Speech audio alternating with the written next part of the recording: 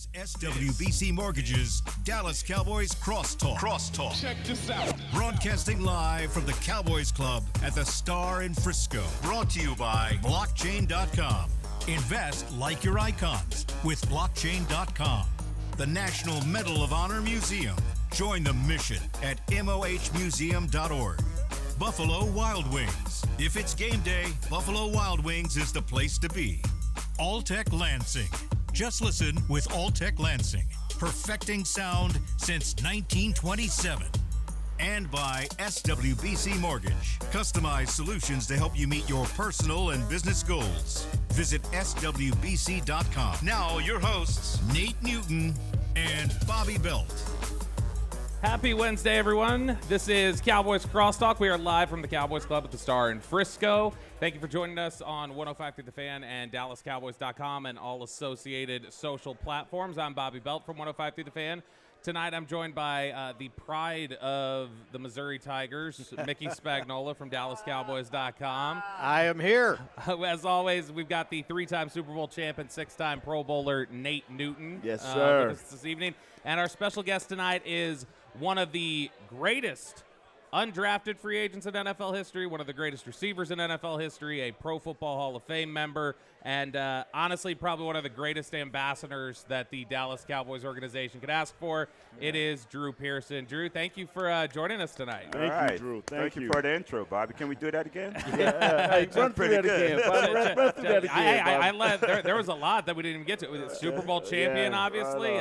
Three-time first-team All-Pro. Cowboys Ring of Honor. Lots of accolades to go. The one that I led with there, though, the one of the greatest undrafted free agents in NFL history. And one of my favorite stories of all time about Drew Pearson is the fact that Drew Pearson was almost a Pittsburgh Steeler coming out of Tulsa in 1973. And it was one man, Bob Griffin, who came down and made a difference on the campus of Tulsa. But for all the feeling for Cowboys fans in the 70s, like, man, the Steelers always got us. They always got one over on us. This was a big one that we got over on them. Tell that story of you're going through the draft, you're not hearing your name called, and how you ended up in Dallas over Pittsburgh. Well, before we get into that, I'm the guy that's responsible for Lynn Swann having 445 yards, because I could have signed with the Pittsburgh Steelers, as you said, Bobby, as an undrafted free agent. As an undrafted free agent, it was Pittsburgh, Dallas, or Green Bay. And that made me feel better because there's three storied franchises. Green Bay called first. Pittsburgh called, said they want to come in town and offer me a contract. And then the Cowboys called. And it was Bob Griffin. And the difference was he was in town. He was at the Camelot Hotel on I-44 in Tulsa. And I was married at the time, and my father-in-law was Marcus Haynes, the Harlem Globetrotter, and for a wedding gift, he gave us a 1954 Ford and a stick shift on the column. Yes, so the only way I can get down to the Camelot Hotel was to take this car. Yeah. So I bucked my way all the way down there. But I had an opportunity to sign with the Steelers, and I didn't sign so Lynn Swann could have a career in the NFL. And every time I see him, he gives me a high five for that. Green Bay was definitely too cold for this brother, right, Nate? Oh, my God. We don't play that. But Dallas offered, it wasn't the money, okay? The offer was, when I finally got to the Camelot Hotel, the offer was a signing bonus of $150. Ooh. I thought it was going to be 15000. You know? I go way past my college apartment, tell the ex-wife, hey, we only got whatever.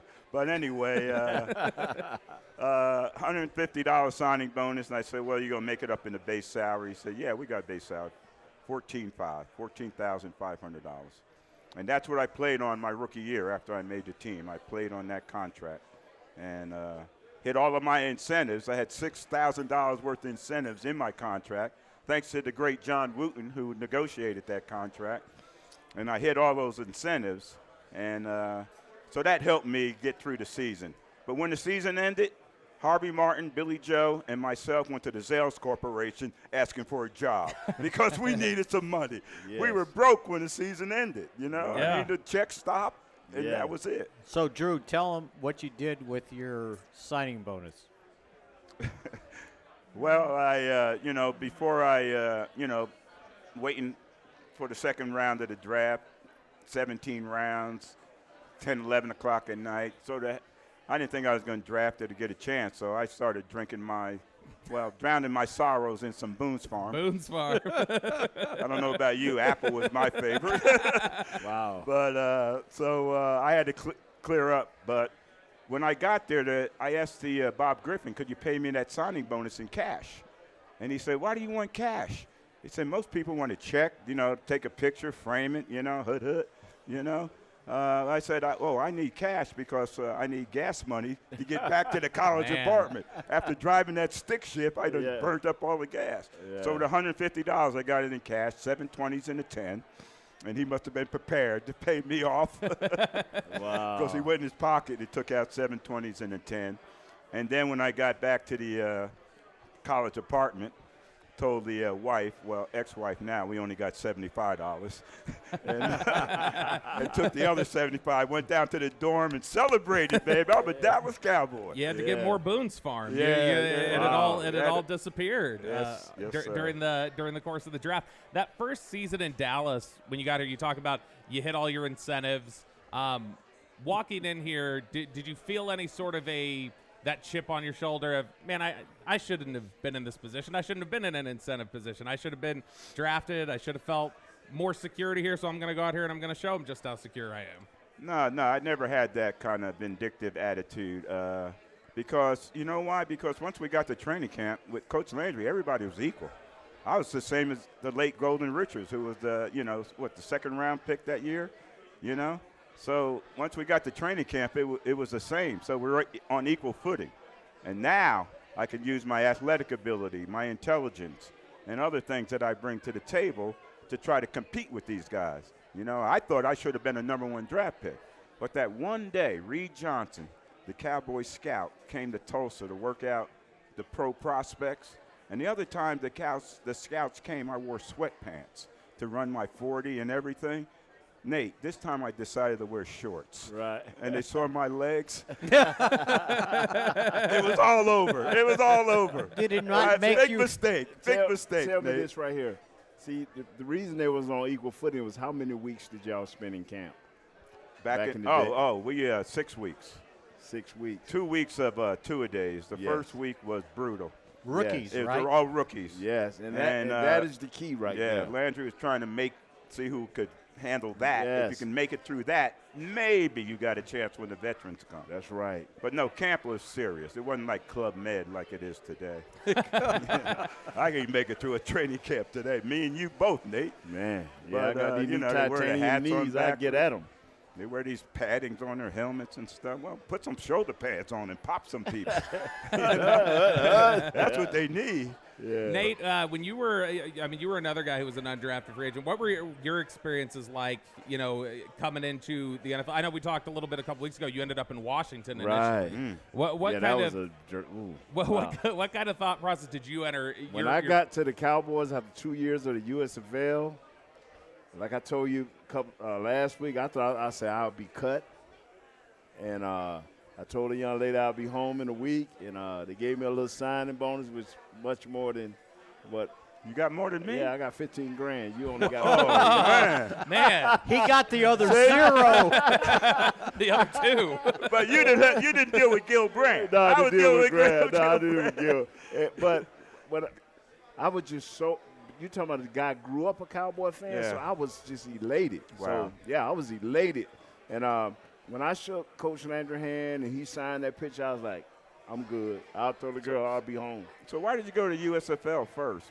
Because you didn't get drafted? No, I went to the to Washington Commanders or whoever you went they to are. the Redskins. They're the Redskins. Yeah. Commodores. So, the Commodores. Yeah. Commodores. They're still singing. Anyway, I went there and I got cut. And then I was going to give up football. And then my agent, Jim Needle, said, hey, you need to go into the USFL because the Bandits really like you. Okay. And I didn't know that Coach Gibbs and his people called the coach and said, hey, this dude can play. He's just a little immature. Nice. So they called, and I hooked up with Steve Spurrier. It was all the fun the Bandits can allow in Tampa, Florida. Nice. Then they folded. Our now president, we only got $3. We tried to split between 1,200 players, but it's okay. Anyway, Wow. Now, So the Cowboys called then? and then the Cowboys called because before when I came out of college, same like you, but this guy found my house. Wow. I can't think of, I don't want to say it was Walter Julie, but it was another gentleman. Found my house. He knocked on the night of the draft after it was over. As soon as it was over, he knocked on my door, man. And my dad almost had a fit. He was a white guy. Yeah. Son, what have you done? What's up? What's up? So, He's not here. yeah.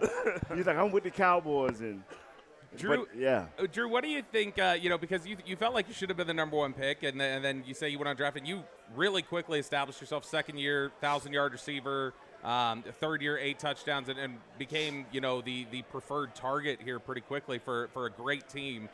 What do you think teams missed about you? Like, what did you feel like at the time? Like, man, you guys aren't seeing this about the way that I play the game. Well, they look more at the physical.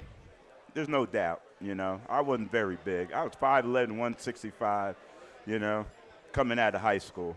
I gained a little, 6'1", 170 pounds. But they saw some talent there. And I think that's what Gil Brandt and the Cowboys saw and the other franchises saw as far as offering me a free agent. I played 2 years at quarterback. I was a quarterback in high school, replaced Joe Thiesman. I'm just saying. Yeah, that was his name. We got you. And became All-State. 2 years at Tulsa at quarterback and then wide receiver. 55 receptions in 2 years. But the thing is, I had a 21-yard average per catch with those 55 catches. And I think that caught some eyes as well. And I caught everything that was thrown. You had to, because you didn't get it thrown to you that much. But I think that's what caught their attention, and it wasn't the speed, it wasn't the size. I didn't lift any weights till after my first mini camp with the Cowboys. Then I went back to Tulsa to the weight room for the first time in 4 years to lift weights to get ready for training camp, because the first mini camp I went to, rookie camp, Craig Morton and Jack Cancannon were there throwing passes, and they were like going right through my hand. I don't drop nothing ever. But I was dropping because my hands weren't strong enough. At Tulsa, my quarterbacks were throwing curveballs and stuff like that, change-ups and, no fastballs. But so I went back to Tulsa, went to the weight room and developed myself and gained some muscle mass. And I kept getting invited back to the mini camps. And then the veterans are coming in, now I'm working with them. And then when the school year ended, the wife and I moved everything we owned to Dallas, and Gil Brandt hooked me up with an apartment, the premises, right next door to the Cowboy practice field. And then the apartment unit that he hooked me up with, the balcony overlooked the Cowboy practice field parking lot.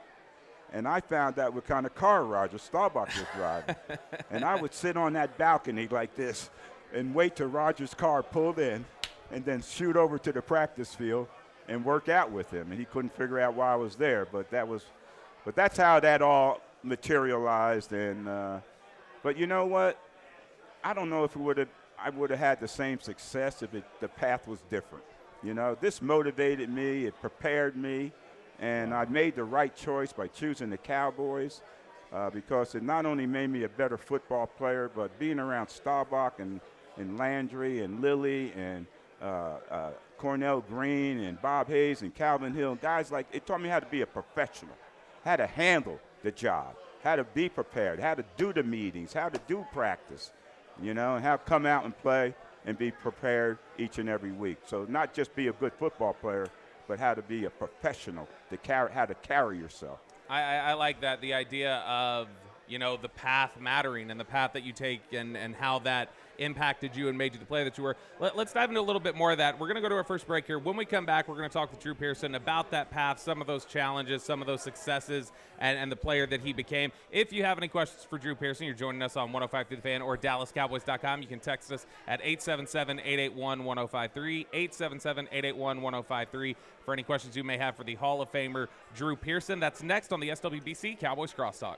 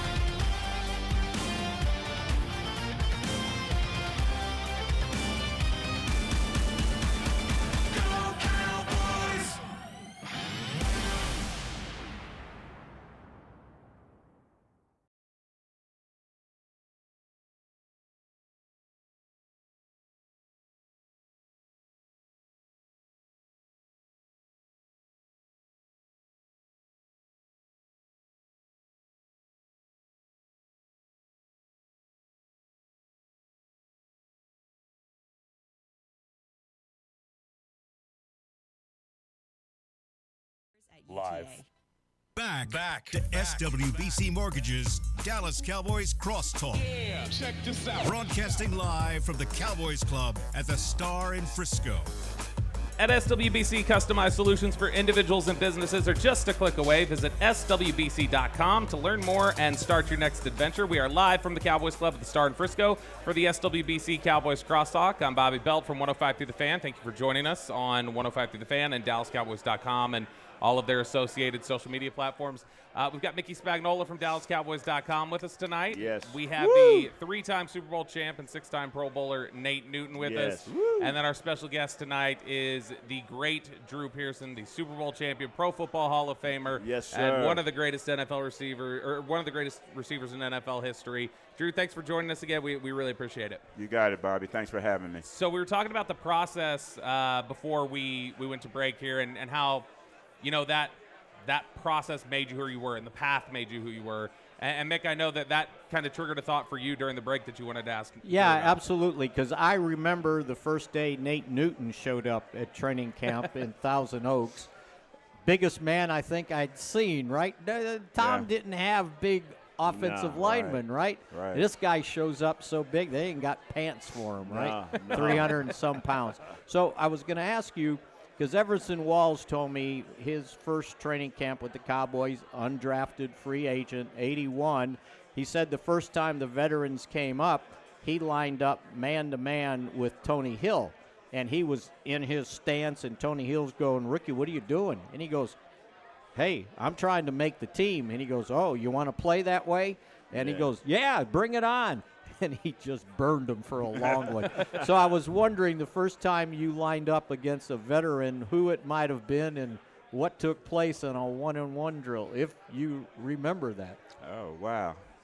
So a veteran was playing corner when I was coming through. Yeah.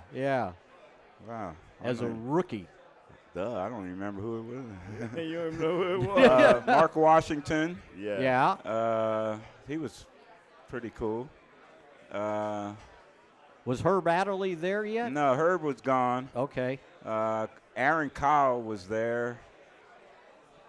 Who's the other? Well, did you get lucky and maybe Charlie Waters was playing no, quarterback? when Everson was there and Dennis Thurman and those guys, I used to egg them on in practice, talking a lot of noise. Yeah. Right. And one time I caught a sideline route, and Dennis Thurman was standing right there, and I jacked him.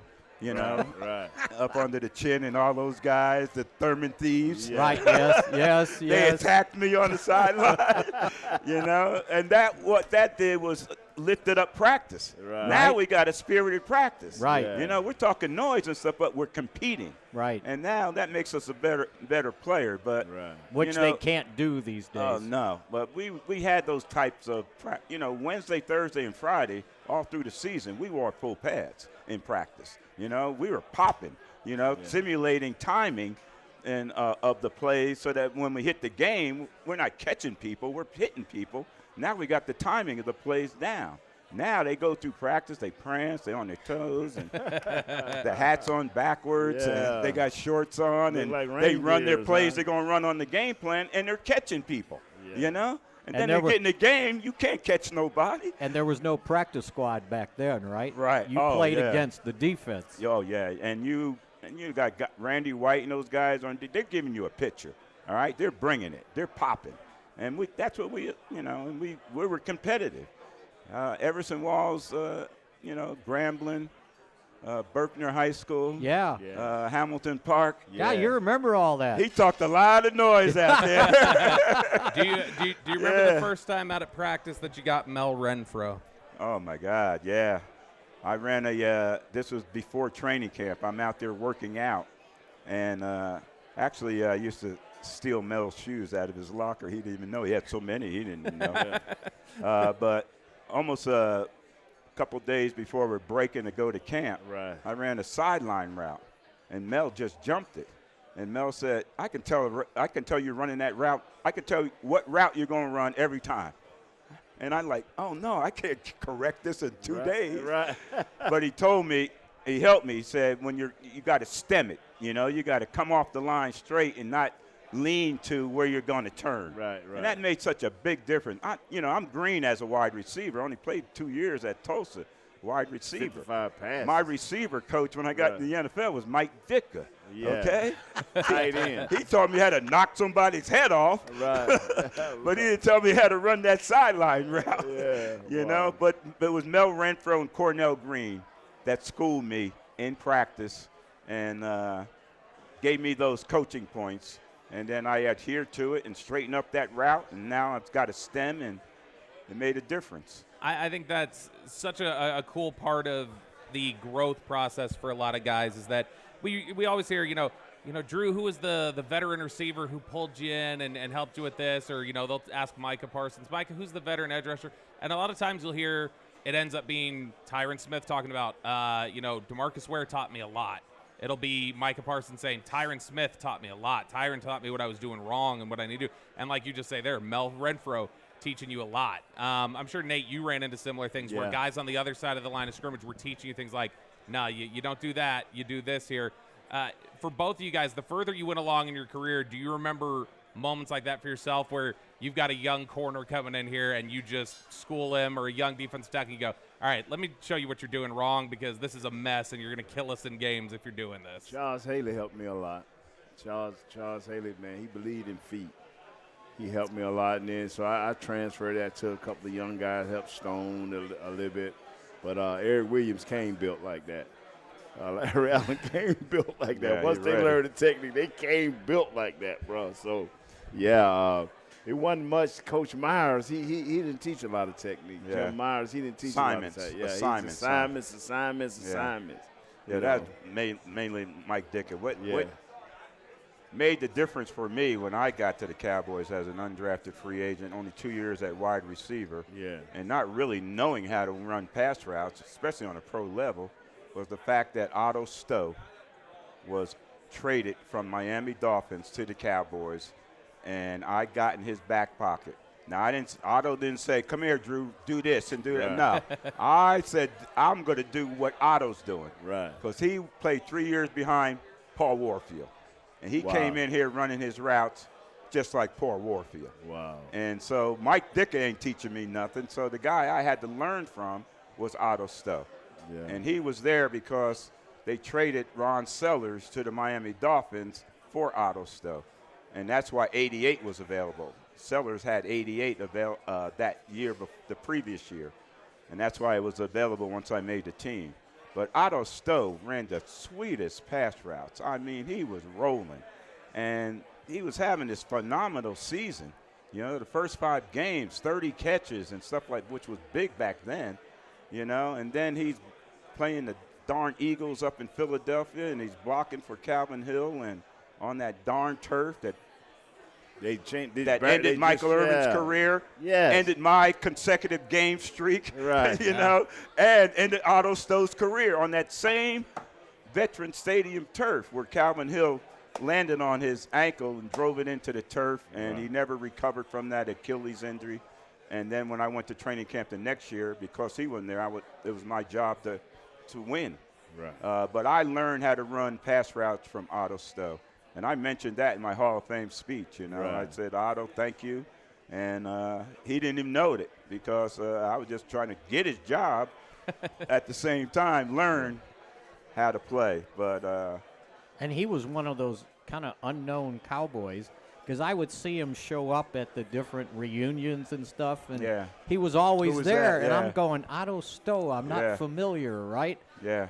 That's amazing. He was on his way to having a remarkable career. This guy was, 3 years he wasted behind Paul Warfield. But, I only say wasted because he didn't start and all that. But if he didn't have that injury, I would have been, you would have been saying, whatever happened to Drew Pearson? Because there's no way I would have. But he got hurt, and that opened the door for me, and I shut it. It's all over. Hood. Like that Hall of Fame. I waited 38 years. Now I'm shutting that door. I'm in now. Hell. We got a question here from Michael from Rowlett. He sent in a question on the 1053 The Fan text 877-881-1053. He's curious about, you talk about the amount of money that you had and all the incentives that you had as a young player, and you talk about that path being what it is and how it made you the player today. And he's basically curious if the amount of money you guys made back then and the struggle you had, if those players today don't have that same sort of struggle. Like, has it made for lesser players potentially because they don't have, there's maybe a sense of entitlement and these soft practices like you hear about? I remember Michael Irvin, another member of the 88 Club, once said he felt like the best thing he could pass on to his kids or other players, he said, pass on your struggle. He's like, make sure they feel the struggle too. They got to feel some of that. Don't just bring them up entitled. And so do you feel like enough of the struggle, I guess, has been passed on to the current day players, is Michael's question? No. I think there is a sense of entitlement that you're on the Cowboys. We had to go across the street to get our lunch, Tom Thumb and all this kind of stuff. They weren't feeding you? And, now they got to, That started with my class. And, it's not whatever you want, So, into the facilities and things, and everywhere they go, they're the Cowboys, and they really haven't done anything.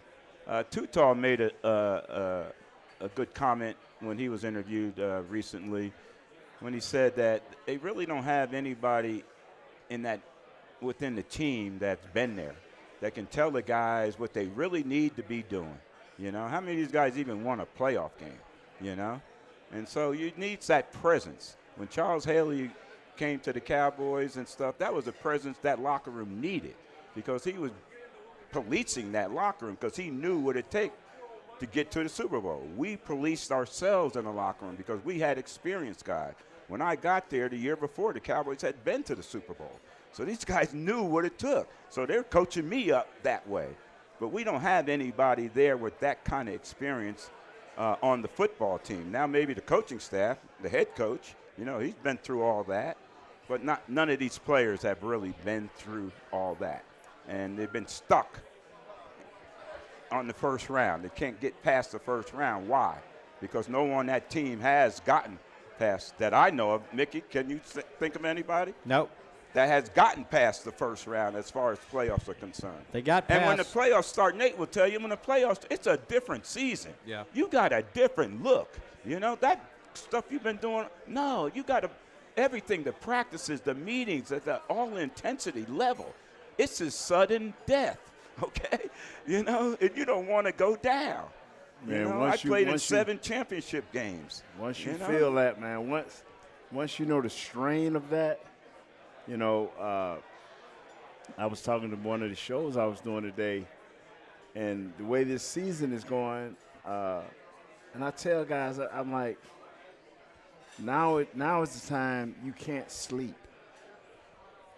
How can we was going through that thing 1-15, 3-13, and you just couldn't sleep. How because the competitiveness, the guy behind you is just as good, and I know what we're talking about, but the guy Mango, is that Jonathan Mingo? Yep, who they just traded for this week. He's got to play. Yeah. And people saying this is a future move. No. He has to play now.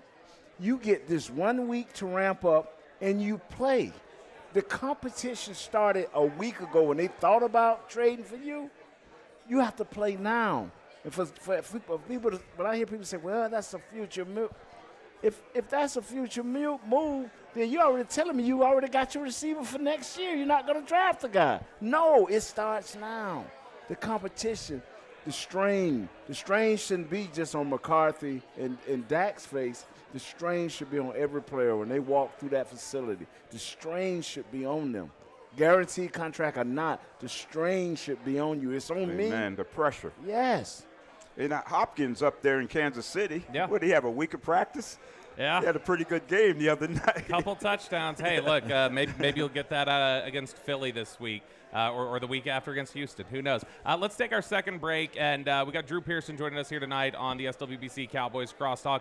And let's kind of take let's transition a little bit ahead based on what we're just talking about there, where the Cowboys stand now. kind of a crossroads. Without their big-time leader, Dak Prescott is going to be out for several weeks now. So kind of where the Cowboys go from here and how they can turn things around. That's next on the SWBC Cowboys Crosstalk. Clear. Window Nation, the starter.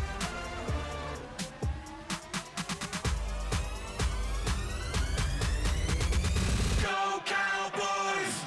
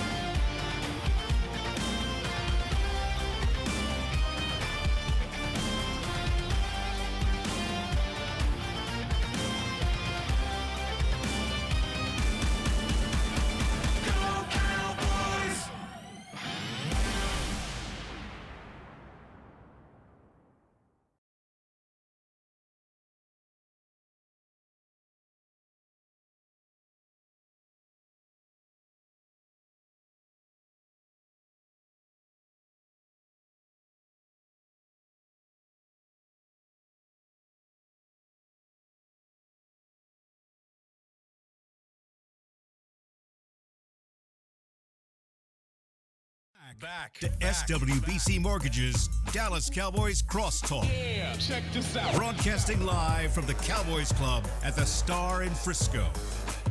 At SWBC, customized solutions for individuals and businesses are just a click away. Visit SWBC.com to learn more and start your next adventure. We are back here on the SWBC Cowboys Crosstalk live from the Cowboys Club at the Star in Frisco. I'm Bobby Belt from 105 to the Fan, joined by Mickey Spagnola from DallasCowboys.com, the three-time Super Bowl champ, six-time Pro Bowler Nate Newton with us, and we've got the Super Bowl champion, three-time first-team All-Pro, and Pro Football Hall of Fame member Drew Pearson joining us tonight. Yes. And guys, we were talking about right before we left, you guys were talking about understanding the difference in terms of the level when you get to that championship level and that experience and how that matters, and how the Cowboys maybe currently don't have enough of that, and that could be a bigger contribution that they could find.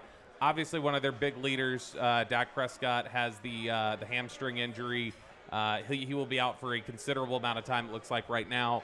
And I think for a lot of fans, when they hear about that, and Mickey, I'll just start with you here on this. I think when people hear that, they think, they maybe don't understand the day-to-day process of, it's not like Dak is just standing on the sideline watching practice while he's hurt, and then he's sitting inside cutting it up in the locker room and things like that. When you're in a position like Dak Prescott is, he's kind of removed from the team during rehab and things like that. It's not, that presence is missing for them during the practice week a lot of times. Well, here's the hope, and it depends on how they look at how long this injury may take. Because if you put a guy on injured reserve, all right, they're not allowed to be out there at practice. They can be out on the field rehabbing, but like today, Dak was standing right behind the offensive huddle, and he's doing whatever he can to help Cooper Rush or Trey Lance. But if you're on IR, you're not supposed to be out there. You're supposedly not allowed to be in any meetings. You're just on your own. So they've got to judge, Bobby, do we put him on IR or do we just make him one of our inactives? Because if you don't have a whole bunch of inactives, then you can keep him on the roster where they kept Micah Parsons, right? And he can interact with the players. But if not, and you put him on IR, then there's no formal interaction. Isn't it so many games he has to miss if he's Four. on 4? Wow. 4 games. Wow. So No, we got to avoid be that. Back, yeah, We gotta avoid Thanksgiving that, right, would Mick? be. yeah. It'd So be you're after Thanksgiving. hoping, but my understanding is it's kind of a serious injury. It's not just, oh, I pulled my hamstring, I put a little ice on it, and it cures. So we're going really to see. pulled it then. We're going to see where this one goes because Yeah. it's a high one. So excuse me. What does the low but high? You tell us. You were the athlete like that. You didn't pull any hamstrings? Come on, man. Yeah, I pull a hamstring off a pork chop. I love it. Nice, Nate. Good comeback. Nice. No, I didn't. Like Coach Landry said, I didn't have any muscles in my leg. No wonder you never get hurt. Yeah. But no, it doesn't matter. I think the worst is down low, Right. high near the buttocks. Yeah. You know, Yeah. Right. It's not pulling or you don't Yeah. feel it as much. Right. I remember on a Thursday practice, I tweaked mine and didn't think I could make that game. Thank God it was a night game, a Monday night game. We had an extra day. We're playing the Right. Buffalo Bills, and I didn't think I could go, and I'm testing it out in my driveway the day of the game and all this. The neighbors are looking at me and saying, wow, he's tripping out there. Right. The game's not till 7 o'clock. Right. But, the adrenaline. Now, practice, I don't know, hurting. Right. But then the game time, the Yes. adrenaline. You know, you think you can get past that. Yeah. But you got to watch out that hamstring because if you really mess it up, Because you can tear it. you tear can. it, The season could be Yeah. over. So it's a tough deal. If there's any kind of doubt there, sit down, rest it. You know, ice it, elevate. You know, the things we used to do back in the day. Let's talk about that idea though, like Mick was talking about, the idea of if they put him on IR, he's removed from the team essentially. He can't be in there. Look, there was the news this week. They've talked about it extensively. Mike McCarthy's talked about it extensively. Ezekiel Elliott missing last week's game. It was a disciplinary issue. You've got a lot of injuries that have stacked up, guys who've been frustrated all season. Given this point right now, how much do you say, even if he's going to miss 4 games, I don't want to remove his presence from the locker room when things feel so kind of touch and go, it feels like, with a lot of the morale? Yeah, I don't want to remove him either. I mean, that's crazy. You know, what kind of rule is that, NFL? Why are you going to punish a guy because he's hurt? You know, why you take him away from the team? I think. I mean, it doesn't make any sense to me. But there's a lot of rules that the NFL have in place. And don't get me started on that. That's a 60-minute interview. The presence that will be missed is not him so much being on the field, but what he can help Cooper Rush with in the meetings. That's right. That is where, Preparation. yeah, that is where he will be most important because once this week start and they look up, it ain't gonna be Dak in that huddle. It's gonna be Cooper Rush, and so Dak can be sitting over there clapping his hands, and things going good or bad. It's gonna be from what happened off Cooper Rush. So, but where Dak can be a big help is in that room. A lot of times, when you're a starter, you like that's why my man was out in his driving lot making sure his leg was right because it's a guy that'll replace you. Mm-hmm. And even though it's not permanent with Cooper Rush, he is the quarterback now, and that's who everybody's gonna focus on. They ain't gonna worry about Dak. I mean, Dak, like I said, he can sit over there and clap his hands, and it looks good for TV, and it looks good, but it's about the Cooper Rush show now. I remember you guys were in a unique circumstance in the 90s, Nate, where 90, 91, 93, 94, 4 out of 5 years, you had Troy go down in a big moment or a big stretch where you had to have a different backup quarterback come in. And each time it was a different guy. It was Babe in 90, Berline in 91. 93 was Bernie, had to come into the NFC Championship game. Pete. Garrett in 94 had to come and do the Thanksgiving game. Right. And so I remember talking to James Washington 5-6 years ago, and he was remembering that progression. And James was like, every year it felt like we learned something new from the last time that it had happened. Like we learned, okay, well, we got to do this different. And now we got Berline ready. Okay, from that time, we got this guy now. We're doing this. Yes. How much does that for you, did your experiences from 90, 91, 93, 94, how much did it change for you guys as a unit that was together for so long that you felt like, how do we approach, did it get easier each time, or did you feel like you had a better way of handling it each time? Just coaches made it comes down to your offensive coordinator. And for us, it was our offensive line coach, Tony Wise. He made a big difference because it was always some guys threw certain passes better, and it sometimes calls for a different protection, a different look, or sometimes we would take things away. But basically, for our offensive lineman now, for a wide receiver, it's totally different because the ball may spin different. A guy may be strong-armed or weak-armed. But for us, a 3-step drop is a 3-step drop. A 5-step drop is a 5-step drop. A 7-step drop was a 7-step drop. And so we kind of stayed on our same path, but for Drew them, it may be a little bit different. Yeah, the big concern is with the specialists, the receivers, and the timing there with the other quarterback. But through the whole process, through training camp and everything else, you have run some routes with these backup quarterbacks, So he has some familiarity with you and you with him. So it's just a matter of working the reps and putting a little extra time in before practice, after practice. And what that does, give the quarterback some confidence. Yes. And pump them up. It's like when I first started, my first starting assignment as a rookie, man, my teammates were lifting me up. And, the one thing I wanted to do is have a great practice to let them know I was ready. Let them know I was ready. I'm not going to be the one out there messing up the cost of a football game. But at the same time, they're pumping me up. But you heard this before, right? You heard this before, right? Yeah. You talked about it. Rocket talked about it a couple weeks ago. They're encouraging me, man. Come on, let's go, Drew. We need you this week. Did you ever have to play an extended period of time without Roger? Actually, do you ever remember him being hurt and missing 3-4 games? No. That's because I was blocking. I'm protecting you. Okay, I set you up. I'm picking off linebackers. That's a good question, Mick. I never had that stretch. I mean, until he retired. He would get knocked out of a game, like the Thanksgiving game or whatever.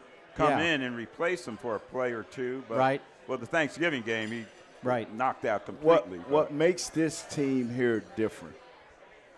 Number one, they got a bunch of young guys. This team today they got a bunch of young guys. So mistakes going to happen. Dak is much stronger than Cooper. So the little knocks that Dak has been taking, the little extra pressures that he's been playing through, we don't want to put that on Cooper Rush. It's called 3- and 5-step drops. And he's got to be secure, like my man Drew said. He's got to get out there with these receivers before and after practice. Forget what the Players Association is talking about. Get your team ready to play. And so because the offensive line right now is just average. So you got to make sure you're on target with CD if he plays. With Tolbert if he plays. You got to be on target. Yeah. Now let's take our final break here. We'll have a little bit of time on the back end. There is a big game coming up this weekend against the Philadelphia Eagles, and we're fortunate because we have the owner of the Philadelphia Eagles, Drew Pearson, here with us to talk about it. So when we come back, we'll take a look at the Eagles game coming up and how the Cowboys can potentially make things a little bit easier on Cooper Rush and pull off a victory this Sunday. That's next on the SWBC Cowboys Crosstalk.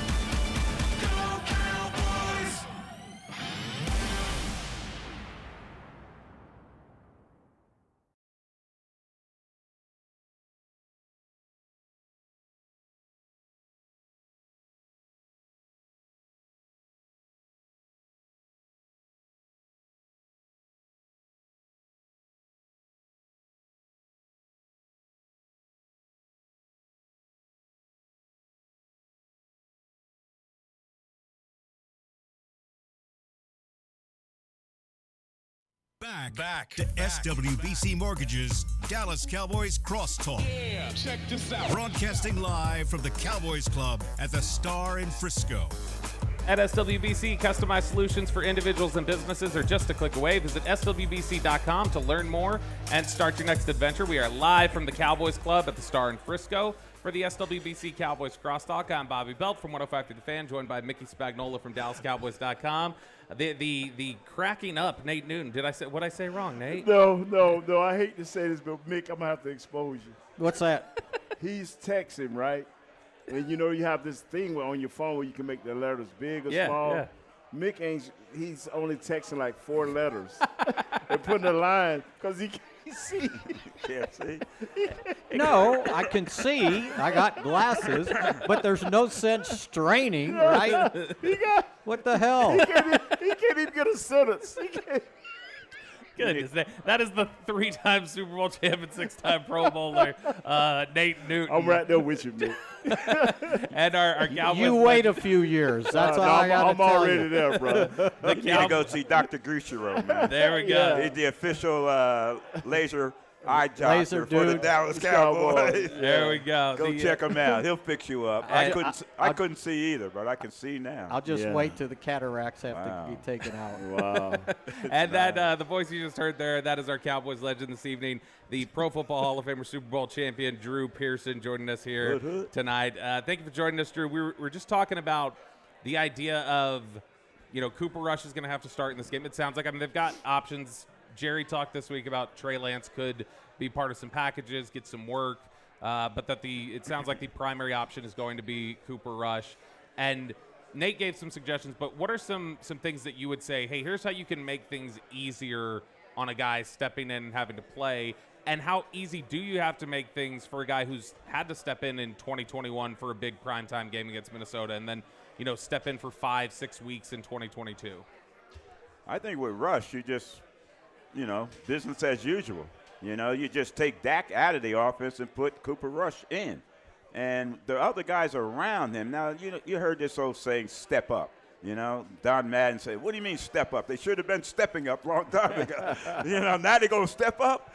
But no, the other guys got to raise their level of their game. They got to prepare. They got to make sure that they are not responsible for anything negative happening with the offense, and supporting Cooper Rush with their play. And usually the quarterback makes guys around you better, okay? But in this case, the guys around him need to make the quarterback better. Make the catches for him, things like that. And what about CD? Is he okay, Mick?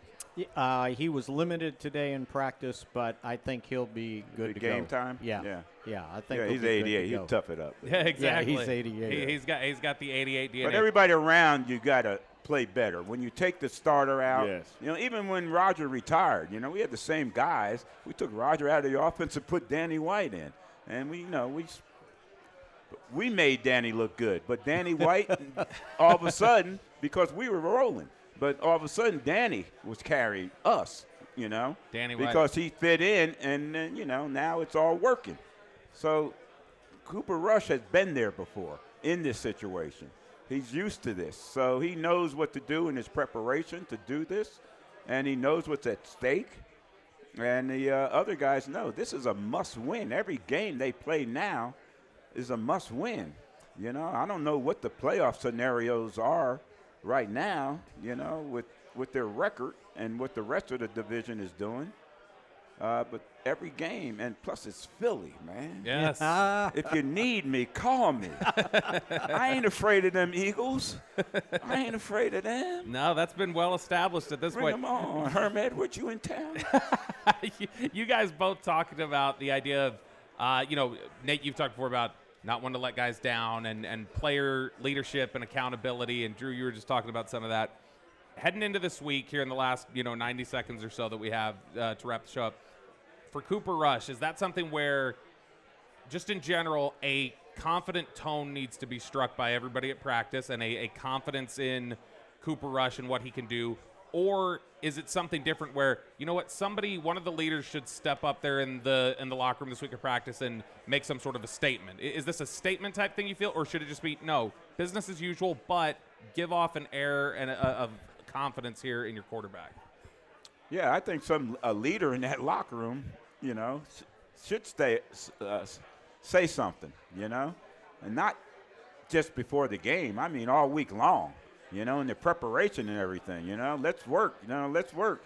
We got a new quarterback stepping in. Let's get our timing down. Let's give him some confidence through the week in preparation and all that kind of stuff. But it's got to be the locker room. It can't be the coaches. The coaches are worried about getting the game plan and all that kind of stuff, getting you ready that way.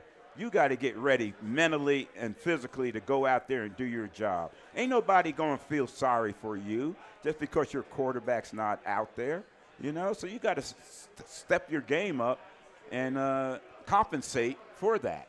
And like I said, Cooper Rush, he's a pretty good quarterback. I mean, he ain't Swiss cheese. He's pretty good. There's a lot of teams in the league would like to have Cooper Rush. Absolutely. Nate, Drew, thank you so much for y'all's Great insight stuff. tonight. Thank Mickey, you, Bobby. Thank you for joining Thank us. you. Yes. That does it for us here today on the SWBC Cowboys Crosstalk. We will be back again with you next week talking with Kenny Gant. That's next week on the SWBC Cowboys Crosstalk. This has been a production of DallasCowboys.com and the Dallas Cowboys Football Club. How about this, Cowboys?